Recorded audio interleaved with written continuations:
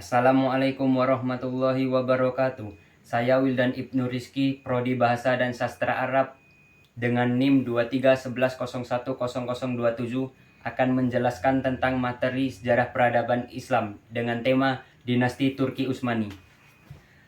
Keadaan politik umat Islam telah mengalami kemajuan kembali oleh 3 kerajaan besar, di antaranya Turki Utsmani di Turki, Mughal di India, dan Safawi di Persia. Dari ketiga kerajaan ini, yang terbesar dan yang terlama adalah Turki Utsmani.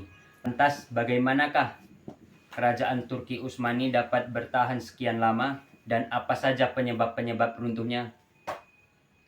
Sejarah berdirinya Turki Utsmani. Kerajaan Turki Utsmani berasal dari kabilah pengembara yang bermukim di wilayah Asia Tengah, yaitu Turkistan.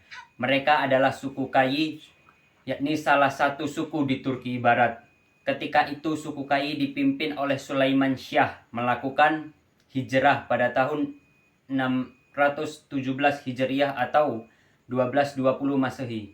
Pendiri kerajaan ini adalah bangsa Turki dari kabilah Oghuz yang mendiami daerah Mongol, dan daerah utara mereka berpindah ke negeri Cina. Dalam jangka waktu kira-kira 3 abad, mereka pindah ke Turkistan, kemudian Persia dan Irak. Mereka masuk Islam sekitar abad ke-9 atau ke-10 ketika mereka menetap di Asia Tengah. Masa kepemimpinan kerajaan Turki Utsmani dibagi dalam 5 periode, yaitu adalah sebagai berikut.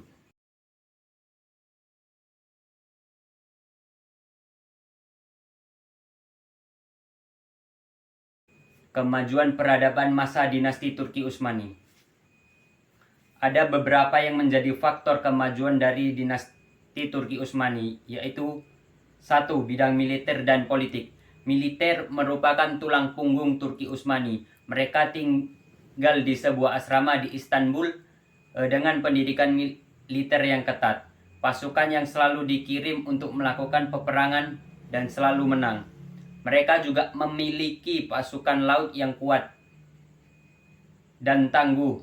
Bahkan dengan pasukan lautnya, Turki Utsmani dapat menguasai Laut Tengah, Laut Hitam, Laut Merah, Laut Arab, dan Teluk Persia di Lautan Hindia. Bidang keagamaan. Bangsa Turki Utsmani memiliki semangat keagamaan yang sangat-sangat tinggi. Mereka adalah bangsa yang sangat kuat memegang tradisi Islam. Mereka mayoritas adalah orang-orang Sunni dan mayoritas mazhabnya Hanafi. Ajaran tasawuf berkembang sangat baik di Turki. Bahkan tasawuf sangat merupakan ajaran yang sangat-sangat dipegang teguh dan dari rakyat jelata hingga para raja. Yang ketiga, bidang zakat, infak, dan sedekah. Mengurus masalah Islam dan wakaf yang disebut Syekh al-Islam di masa Turki Utsmani, pemerintah berhasil menghimpun harta dari umat Islam yang dipergunakan untuk pendidikan, pengembangan budaya dan seni, pembangunan sarana dan prasarana seperti saluran air, jembatan, jalan, sekolah, perpustakaan, masjid, pondok sufi, makam, dan rumah sakit. Yang keempat, bidang agraria. Dalam pemerintahan Turki Utsmani, tanah dimiliki oleh kerajaan. Tidak hanya itu, pengelolaan juga diatur dengan undang-undang secara rapi. Undang-undang pertahanan ini merupakan warisan dari Bizantium dan Turki Utsmani menyebutnya dengan Ikta. Ia merupakan undang-undang agraria yang membagi tanah ke dalam berbagai macam kategori. Ada 3 kategori tanah kerajaan di masa itu, yakni Timar, Ziamat, dan Has. Runtuh-runtuh dan sebab-sebab runtuhnya dinasti Turki Utsmani. Setelah 7 abad lamanya berkuasa, dinasti Turki Utsmani akhirnya runtuh pada tanggal 3 Maret 1924 di bawah kepemimpinan Mustafa Kemal Atatürk. Selain itu, ada beberapa faktor yang menyebabkan runtuhnya dinasti ini.